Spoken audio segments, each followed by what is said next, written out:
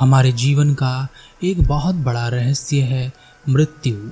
हम हमेशा से मृत्यु में उत्सुक रहते हैं, इसलिए हमने बहुत सारी चीज मृत्यु के साथ जोड़ दी है। हम मरने से डरते हैं, इसलिए हमने मृत्यु के बाद के जीवन के बारे में भी विश्वास बना रखा है। पर मृत्यु जितना बड़ा रहस्य है, उससे भी बड़ा रहस्य जीवन है। कोई चीज है तो नष्ट हो ही जाएगी, यह इतना बड़ा रहस्य नहीं है। बड़ा रहस्य यह है कि कोई चीज कैसे है, उसने जन्म ही क्यों लिया, वह उत्पन्न ही क्यों हुई। फिर भी हमारे मन में जीवन को लेकर इतनी उत्सुकता नहीं है जितनी कि मृत्यु में है, क्योंकि जीवन तो हम जी ही रहे हैं, पर मृत्यु भविष्य में घटने वाली है। वह कैसी होगी, उसके बाद क्या होगा, कुछ होगा या नहीं होगा, यही बहुत सारे सवाल इसे रहस्य बना देते हैं। हमारी नासमझी इतनी ज़्यादा है कि हम में से हर कोई यही सोचता है कि अभी तो हम बच्चे हैं या अभी तो हम जवान हैं, अभी तो हमारे पास बहुत समय पड़ा है, बुढ़ापे में ही तो मरेंगे। हमारे पास कोई ज़्यादा समय नहीं है। किसके पास कितना समय है कोई नहीं जानता। आप बच्चे हैं या जवान हैं या बूढ़े हैं, इससे कोई फर्क नहीं पड़ता। इसलिए अपने जीवन को जितना ज़्यादा हो सके जियो और इसे जितना ज़्यादा समझ सकते हो समझो, क्योंकि तुम्हारे जीवन के बिल्कुल पीछे मृत्यु है। मृत्यु का एक जीवन काल होता है, एक समय होता है जब मृत्यु आ रही होती है, एक समय होता है जब मृत्यु घट रही होती है, एक समय होता है जब मृत्यु हो चुकी होती है, और एक समय होता है जब सब समाप्त हो जाता है। यह बिल्कुल वैसा ही है जैसा कि जीवन एक समय जीवन आ रहा होता है, एक समय जीवन घट रहा होता है, और एक समय जीवन घट चुका होता है और फिर जीवन समाप्त हो जाता है। ऐसे ही मृत्यु का भी एक जीवन काल है। एक गुरु का एक शिष्य भिक्षा मांगने के लिए एक नगर में गया। जब वह भिक्षा मांग कर वापस आ रहा था, रास्ते में उसने एक पेड़ पर एक बहुत ही सुंदर चिड़िया को देखा। वह उसे देखने के लिए रुक गया। उसकी आवाज बहुत सुंदर थी। तभी अचानक वह चिड़िया मृत्यु को प्राप्त हो गई। एक जहरीले सांप ने उसे अपना निवाला बना लिया। यह देखकर उस शिष्य की आंखों से आंसू आने लगे। वह चाहकर भी उस चिड़िया के लिए कुछ ना कर सका। वह दुख प्रकट करता हुआ वहां से चला गया। वह एक गांव से गुजर रहा था। वहां उसने देखा कि एक माँ अपने छोटे से बच्चे की मृत्यु पर रो रही है। उस शिष्य ने उस बच्चे का चेहरा देखा। वह बच्चा ऐसा लग रहा था मानो अभी बोल पड़ेगा, पर वह चुप था, अब कुछ बोल नहीं सकता था। वह शिष्य आगे बढ़ा। उसने एक जगह देखा कि एक बूढ़ा व्यक्ति अपनी अंतिम सांसें गिन रहा है और वह अचानक मृत्यु को प्राप्त हो गया। इन सब चीज़ों से शिष्य के मन में बहुत सारे सवाल उठ खड़े हुए और आज उसे मृत्यु से डर भी लग रहा था। जब वह वापस आश्रम की ओर आ रहा था, तब आश्रम से कुछ दूर उसने देखा कि एक व्यक्ति पेड़ पर चढ़कर लकड़ी काट रहा है। अचानक वह व्यक्ति गिर गया। शिष्य उस व्यक्ति के पास भागकर गया। शिष्य ने उस व्यक्ति को पानी पिलाया। पानी पीने के कुछ देर बाद वह व्यक्ति मर गया। शिष्य भीतर से बहुत दुखी हुआ। उसके भीतर आज की घटनाओं को लेकर बहुत सारे सवाल थे और वह बहुत दुखी भी था। धीरे धीरे अपने दुखी मन से वह गुरु के पास पहुंचा। अपने शिष्य को दुखी देखकर गुरु ने कहा, क्या हुआ पुत्र, आज तुम बहुत दुखी लग रहे हो। दुख तुम्हारे चेहरे पर अच्छा नहीं लगता। शिष्य ने गुरु को पूरे दिन में घटी हुई घटनाओं को बताया और पूछा, गुरुदेव, एक व्यक्ति अपनी पूरी जिंदगी जीकर बूढ़ा होकर मर जाता है। यह बात समझ में आती है। हम सब जीवन लेकर आए हैं और हम सब का जीवन मृत्यु तक जाता है, पर मृत्यु तो बुढ़ापे में आती है। फिर कुछ लोग क्यों बचपन में ही मर जाते हैं, क्यों कुछ लोग अचानक गिरकर मर जाते हैं, क्यों कोई किसी को मार देता है और कोई मर जाता है, जबकि मृत्यु तो बुढ़ापे में होनी चाहिए। सबकी मृत्यु बुढ़ापे में ही तो लिखी है, फिर क्यों कुछ लोग समय से पहले ही मर जाते हैं। शिष्य की बातें सुनकर गुरु ने कहा, इस दुनिया में कभी भी कोई भी समय से पहले मृत्यु को प्राप्त नहीं होता है। मृत्यु का बुढ़ापे से कोई संबंध नहीं है। मृत्यु का संबंध कर्म और नियम से बंधा है। नियम कहता है कि कोई व्यक्ति या कोई भी प्राणी या निर्जीव व्यक्ति जो भी प्रकट हुई है, जिसका भी जन्म हुआ है, जो बना हुआ है, उसके प्रकट होने के, उसके जन्म होने के साथ, उसके बनने के साथ ही उसके दो जीवन एक साथ चलते हैं। शिष्य ने कहा, गुरुदेव, दो जीवन? पर हम तो एक ही जीवन जीते हैं। गुरु ने कहा, हम एक जीवन जीते हैं और एक मृत्यु जीते हैं।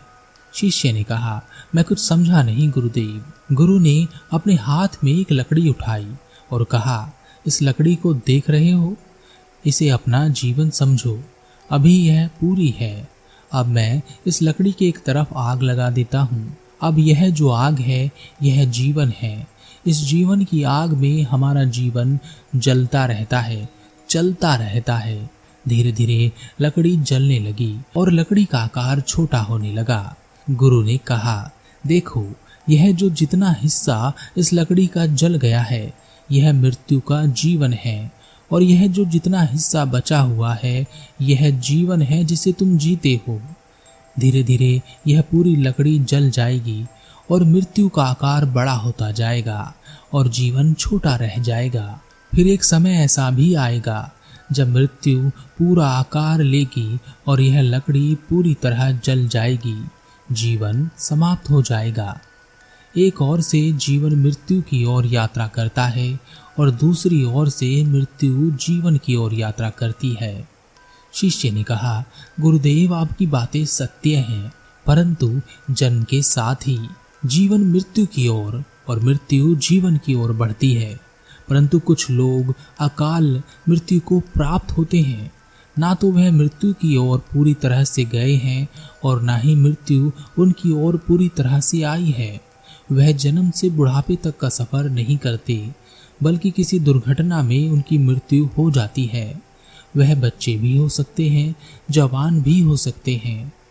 गुरु मुस्कुराए और कहा, कोई भी मृत्यु दुर्घटना नहीं होती। तो जो जैसे और जिस समय और जिस तरह से मृत्यु को प्राप्त हो रहा है, उसे वैसे ही उसी समय और उस तरह से ही मृत्यु को प्राप्त होना है। यह सब कर्मों का खेल है। कर्म हिसाब बराबर करने का काम करते हैं। कुछ लोग आरामदायक मृत्यु को प्राप्त होते हैं तो कुछ कष्ट पाकर, कुछ पूरा जीवन दुखों को जीते हुए बुढ़ापे तक जाते हैं और मृत्यु की कामना करते हुए मृत्यु को प्राप्त होते हैं। कुछ लोग बहुत छोटा सा जीवन जीते हैं और उसमें वह सुखी रहते हैं। कुछ लोग जीवन की शुरुआत करते ही मृत्यु को प्राप्त हो जाते हैं। कुछ लोग बहुत लंबा जीवन जीते हैं और उसमें अपनी समझ का विकास करते हुए अपने बुरे कर्मों के प्रभाव को कम करते हैं और अच्छे कर्म का प्रभाव बढ़ता चला जाता है। कुछ लोगों को अच्छा जीवन मिलता है, पर अपने बुरे कर्मों के कारण वह अपनी चेतना को काला कर लेते हैं और ऐसी चेतना हमेशा उन बुराइयों से बाहर आने की कोशिश करती रहती है। सोने को शुद्ध करने के लिए उसे आग में तपाना पड़ता है। इसी तरह चेतना को निखारने के लिए दुख दर्द आते रहते हैं और आपका जीवन कितना लंबा चलेगा यह भी निर्धारित कर देते हैं। यहाँ इस दुनिया में, इस ब्रह्मांड में सब नियमों से चलता है। कुछ भी इधर उधर अपने आप नहीं चल रहा है। हर किसी के आने और जाने का समय निर्धारित है। सिर्फ वही अपना समय खुद से निर्धारित करते हैं जो बुद्धत्व प्राप्त होते हैं और प्रकृति के बंधन से छूट जाते हैं। लेकिन यह स्थिति प्राप्त करने वाले व्यक्ति कभी भी प्रकृति के नियमों में हस्तक्षेप नहीं करते। वह प्रकृति के नियमानुसार ही धरती से जाते हैं। शिष्य ने कहा, आपकी सारी बातें सत्य हैं गुरुदेव, परंतु फिर भी यह अन्याय ही है कि एक व्यक्ति बुढ़ापे तक गया और एक बचपन में ही मर गया। गुरु ने कहा, चलो भोजन बनाते हैं। तुम कुछ आटा लो और उसे बिना पानी मिलाए, बिना उसे गूंदे उसकी रोटियां बनाओ। शिष्य ने कहा, आटे को बिना पानी मिलाए, बिना गूंदे उसकी रोटियां कैसे बनेंगी गुरुदेव? पानी तो मिलाना ही पड़ेगा, उसे गूंदना भी पड़ेगा। गुरु ने कहा, चलो ठीक है, तुम पानी मिला लो, आटा गूंद लो, पर उसे बेल कर तवे पर मत डालना, वह जलेगा, उसे पीड़ा होगी। शिष्य ने कहा, गुरुदेव, जब तक आटे को बेल कर तवे पर डाला नहीं जाएगा, रोटियां कैसे बनेंगी और हमारा पेट कैसे भरेगा? यह सब तो करना ही पड़ेगा। गुरु ने कहा, ठीक इसी प्रकार प्रकृति भी हमारे साथ करती है। हमारे गुण और कर्मों के आधार पर हमें गूंदा जाता है, हमें दुख और दर्द के तवे पर डालकर तैयार किया जाता है, हमारा रूप बदला जाता है ताकि हम वह हो सके जो हमें होना चाहिए। आटे और रोटी में फर्क होता है। इसी तरह समय आने पर हम मृत्यु को प्राप्त हो जाते हैं ताकि हम अपने सही रूप को प्राप्त कर सकें, सही आकार में ढल सकें। शिष्य ने कहा, यह सब तो ठीक है गुरुदेव, परंतु मैंने देखा है जो लोग अच्छे होते हैं, ईमानदार होते हैं, वह भी जल्दी मृत्यु को प्राप्त हो जाते हैं, जबकि बुरे और अपराधी किस्म के लोग लंबा जीवन जीते हैं। क्या यह अन्याय नहीं है?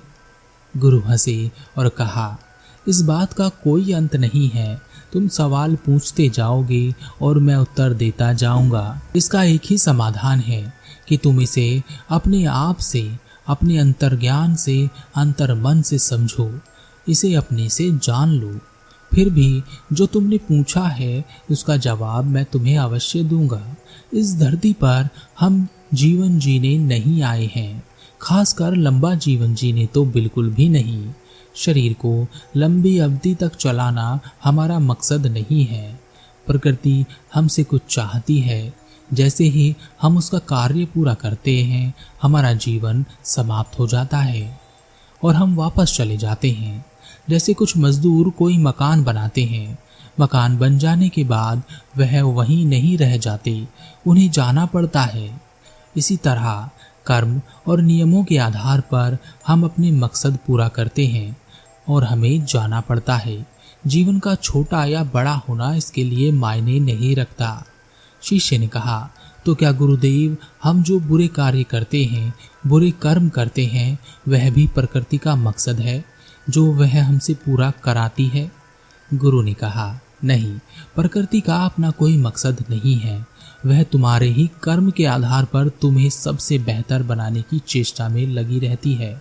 जब उसे लगता है कि तुम्हें गूंद कर रोटी बना देनी चाहिए तो वह अवश्य ही यही करती है।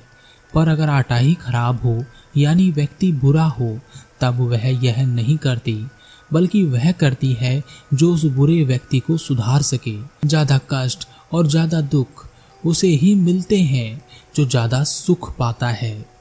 उस शिष्य को गुरु की बात समझ आ गई। आपको भी यह बात समझनी चाहिए कि जीवन के छोटे बड़े होने से फर्क नहीं पड़ता। एक लंबा जीवन जीने वाला व्यक्ति भी आखिर में यही कहता है कि मैंने कुछ नहीं पाया। एक छोटा जीवन जीने वाला व्यक्ति भी कुछ नहीं पाता, परंतु जो छोटे से जीवन में भी उतना कर ले जो एक व्यक्ति बहुत बड़ा जीवन जीकर भी नहीं कर सकता, तो उसका छोटा जीवन भी सफल है। मृत्यु कैसे और कभी भी आ सकती है। आप उसके लिए बहुत स्पेशल हो। जन्म के समय जैसे आपको सांसें मिलती हैं, उन्हीं सांसों के साथ उन्हीं सांसों में मृत्यु भी तुम्हें मिलती है।